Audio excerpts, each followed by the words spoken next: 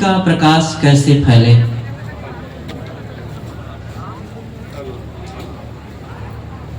अंदर से हमें पूछना चाहिए, क्या हम सचमुच शांति चाहते हैं? अगर चाहते हैं तो मिलती क्यों नहीं? मिलना चाहिए, लेकिन इसका जब काम करेंगे तब होगा। आज सबका मन चीजों की ओर ज्यादा जा रहा है। भौतिकता का साम्राज्य चारों तरफ फैला है, वही दिखाई भी दे रहा है और मन में उसी की चाहत बनी हुई है। फिर शांति कैसे मिलेगी? शांति चाहने के लिए शांति का काम करना पड़ता है और ये हर इंसान की अपनी मूल आवश्यकता है। जरूरत होते हुए भी अगर उसके लिए हम सोचेंगे नहीं, ध्यान नहीं देंगे, तो काम कैसे करेंगे?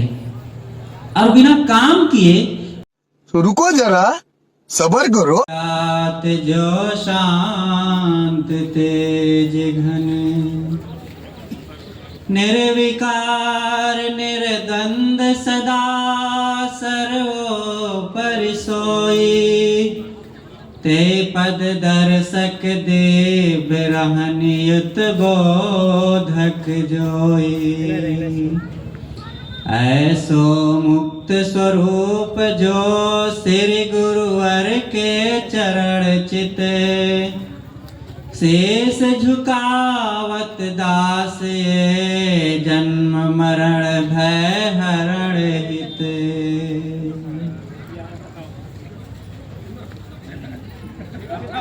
परमाराध्य सदगुरु अभिलाष देव जी का एक कैंप है।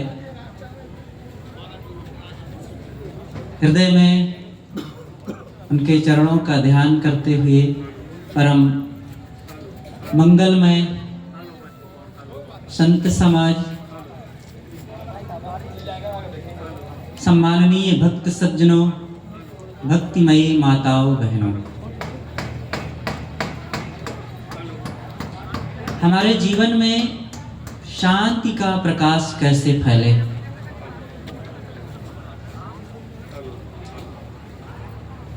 अंदर से हमें पूछना चाहिए, क्या हम सचमुच शांति चाहते हैं? अगर चाहते हैं तो मिलती क्यों नहीं? मिलना चाहिए, लेकिन इसका जब काम करेंगे तब होगा।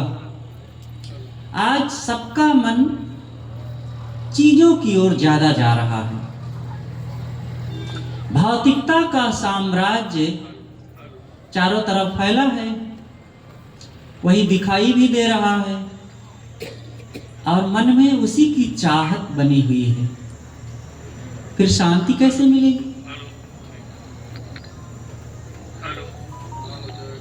शांति चाहने के लिए शांति का काम करना पड़ता है और ये हर इंसान की अपनी मूल आवश्यकता है।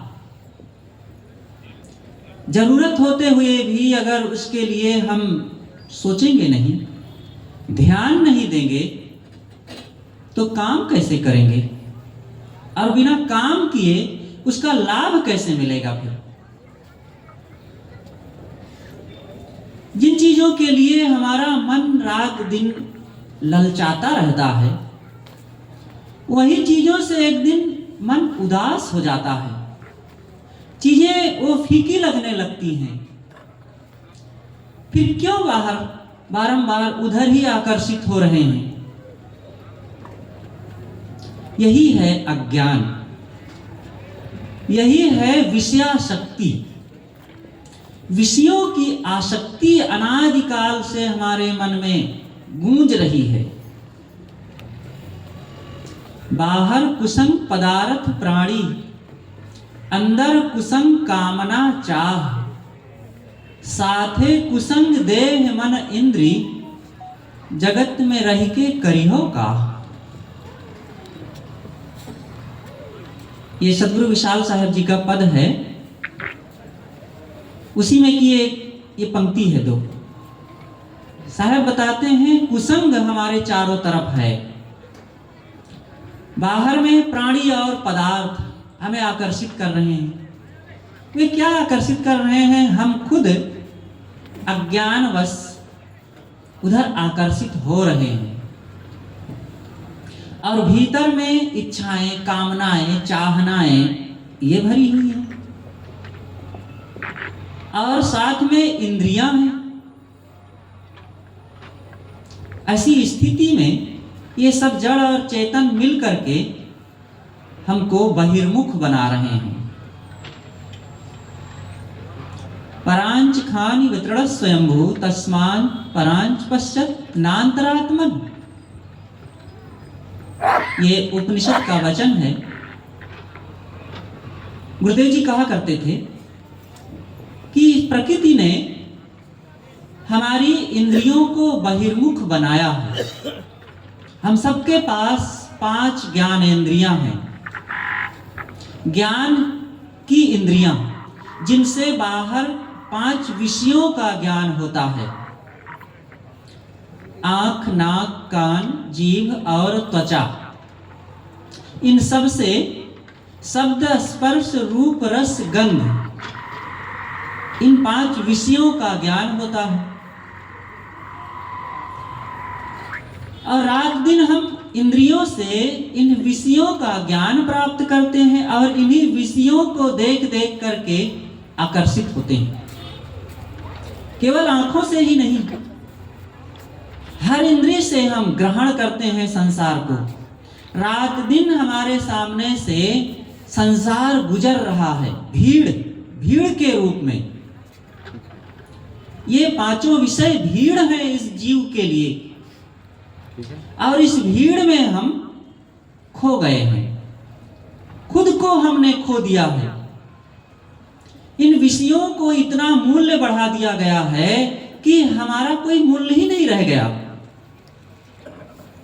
चीज मिले, शब्द, स्पर्श, रूप, रस, गंध आदि के रूप में हमें ये चीजें खूब मिलें, और इन्हीं के लिए फिर अब सारा पुरुषार्थ कर रहे हैं। आत्म शांति के लिए कौन सा पुरुषार्थ हो रहा है? इसलिए हमें अंतर्मुख होने का पुरुषार्थ करना चाहिए। क्यों नहीं लाभ निश्चय होता है कि ये काम महत्वपूर्ण है? क्योंकि हम अंतिम सच्चाई को देखते ही नहीं।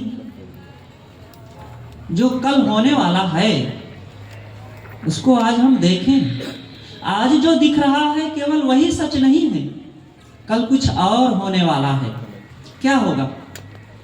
बुढ़ापा आएगा, रोग आएगा, असमर्थता आएगी, ये संगी साथी छूटेंगे, शरीर जीर्ण शीर्ण होगा।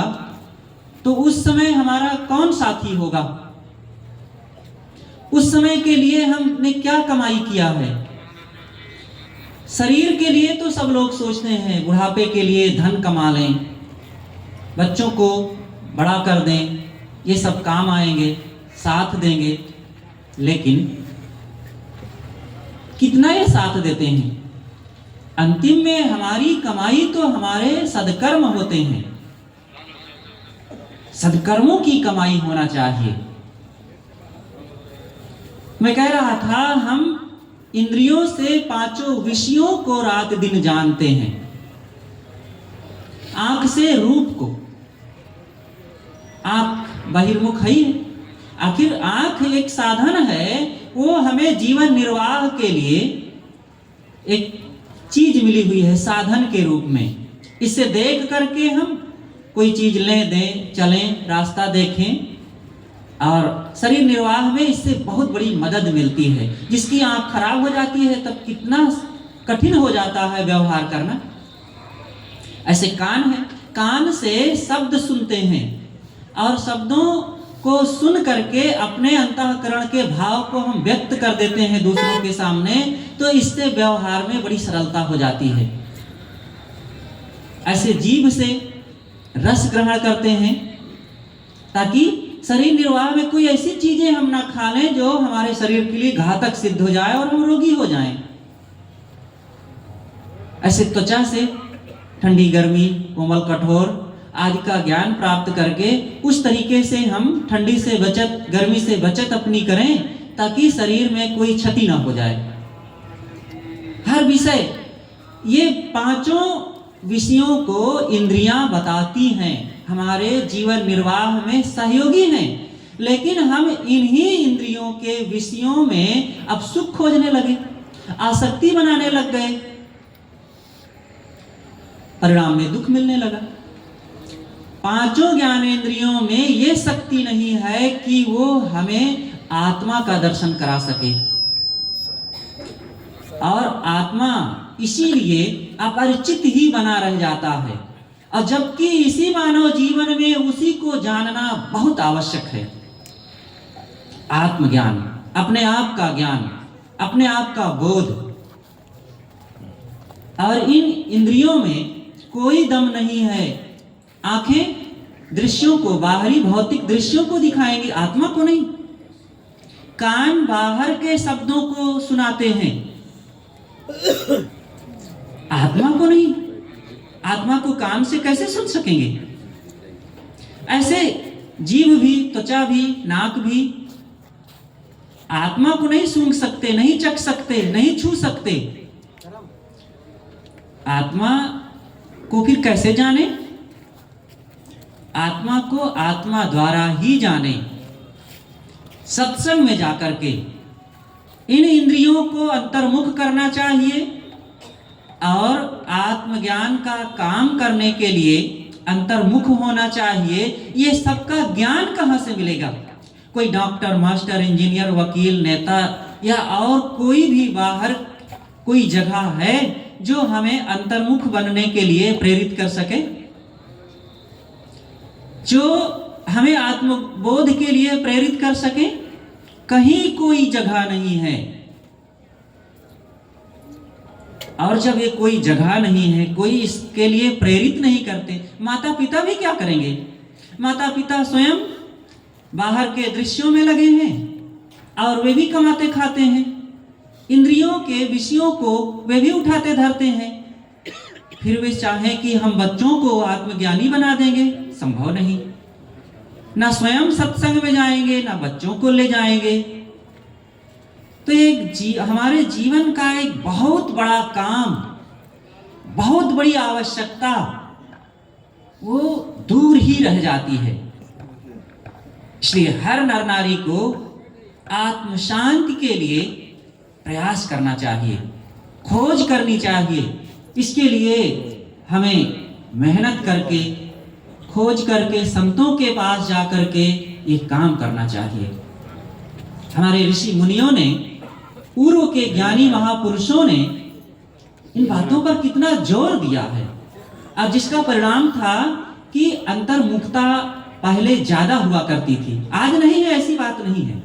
आज भी है, पहले भी थी। बहिर्मुखता पहले भी थी, आज भी है, लेकिन मात्रा की बात है। आज ज्यादातर समाज भौतिकवादी दृष्टिकोण बढ़ाता जा रहा है, और जिसका परिणाम यह हुआ कि चंचलता, आसक्ति, मोह, क्लेश, मानसिक पीड़ा, अंतर्द्वंद, पारिवारिक टूटन, ये सब बढ़ रहा है। और इससे जवानी खराब, बुढ़ापा खराब, और जीना खराब और मरना भी खराब, सब कुछ दुखों से भरा हुआ होता है। आदमी ना ठीक से सो पाता है, ना ठीक से जाग पाता है। ये सब बहिर्मुखता का ही परिणाम है। जब जागता है तो जागने जैसा कहाँ रहता है? अर्धनिद्रा। अर्धनिद्रा का मतलब बेभानी, अपने आप से अपरिचित, सब समय विषयोन्मुख रहना, चंचल रहना। सो तो रहा है। मोह निशा सब सोवन हारा, देखें स्वप्न अनेक प्रकार। या जग जामिनी जागही जोगी, परमारथी परपंच वियोगी। इसलिए मोह की नींद से जगें, और जो जगेगा वही इन दुखदाई रास्तों से हटेगा। जो जागल सो भागल हो रमैया राम, सोवत गैल बिगोए हो रमैया राम। इसलिए हमें जागने की जरूरत है, अपने आप को पहचानने की जरूरत है। ये काम कब होगा? हर काम जो सांसारिक काम है जवानी में किया जाता है। भौतिक पढ़ाई जवानी में की जाती है। सब लोग जानते हैं कि जब एक बच्चा 10 साल का हो गया तब उसके पास ग्रहण करने की पूरी धारणा शक्ति आ गई है। बच्चों को 2-3 साल की उम्र से ही पढ़ाना शुरू कर देते हैं और पढ़ाते पढ़ाते पढ़ाते भौतिक ज्ञान इतना उसके अंदर कूट कर भर देते हैं और वो खूब ग्रहण भी कर लेता है अपनी 18, 20, 25 साल की उम्र होते होते। और फिर इतनी सारी योग्यता हासिल करके फिर और अंधकार में मन इंद्रियों की उस बहिर्मुखता की धुआंधार में दौड़ता है। और जब इतनी पूरी शक्ति से, क्योंकि अंदर में बहुत बड़ी एनर्जी है इस युवा अवस्था में, और उस एनर्जी का प्रयोग हमने अंदर में विषयों को ग्रहण करने के लिए खूब किया, पूरी ताकत लगा करके वो सारे संस्कार बड़े तेजी से अंदर भरते चले गए। पूरी जवानी उसी में लगा दिए, खूब भरने में संसार की आसक्ति को, और सत्संग की ओर आए नहीं। अब बुढ़ापा आ गया धीरे धीरे। अब चाह करके भी अपने मन को फिर बुढ़ापा में जो हमने भर रखा है 30, 40, 50 साल से अंदर में, अब उसको कैसे खाली कर देंगे? अब वो अंदर में परेशान करेगा। उसके संस्कार हमारे अंदर उठ उठ करके बेचैन करेंगे। और जिन चीजों पर, जिन लोगों पर बड़ा भरोसा था कि ये सब साथ देंगे, कोई साथ नहीं देता। चीजें क्या साथ देंगी? लोग क्या साथ? लोग तो खुद अपने अपने मन में बेचारे जूझ रहे हैं। वे अपने अपने स्वभाव से जूझ रहे हैं, चाहे वो बेटा हो, चाहे बेटी हो, चाहे पति हो या पत्नी हो। कोई किसी का साथ नहीं देता है। थोड़ा सा चीजों के लेन देन में, आपके खाने पीने में, घर में झाड़ू पोछा लगाने में यही तो मदद कर सकेंगे। हमारे अंदर में क्या उठ रहा है, कौन कौन सी व्यवस्था हो रही है, कब हम अधीर हो जाते हैं, कब चंचल, चिंतित, भयभीत, शोकित हो जाते हैं, इस बात को कौन हमारा सहयोग करेगा? इसलिए जब तक शरीर में ऊष्मा है, ऊर्जा है, शक्ति है, योग्यता है, हमें अपने अंदर चंचलता भरने से बचने के लिए और शांति अर्जित करने के लिए मेहनत करने की जरूरत है। और इसके लिए जब सत्संग में जाएंगे, साधना करेंगे, सद्ग्रंथ पढ़ेंगे और मन इंद्रियों की चाल को परखेंगे, तब ये बात का पता चलेगा। और ये सत्संग का आयोजन इसीलिए किया जाता है। ये बाहरी कर्म कांडों में केवल मिट्टी पत्थर की उपासना कर लें, पानी उछाल लें और यहाँ वहाँ नहा लें, तब पाप कट जाएगा, दुख छूट जाएगा, ये सब खिलौना खेलने से काम नहीं बनेगा। एक बच्चा भी जान जाता है कि अब खिलौना खेलने का मेरा समय नहीं रह गया है। वो पढ़ता है, काम करता है, व्यापार करता है, धंधा करता है, धन कमाता है।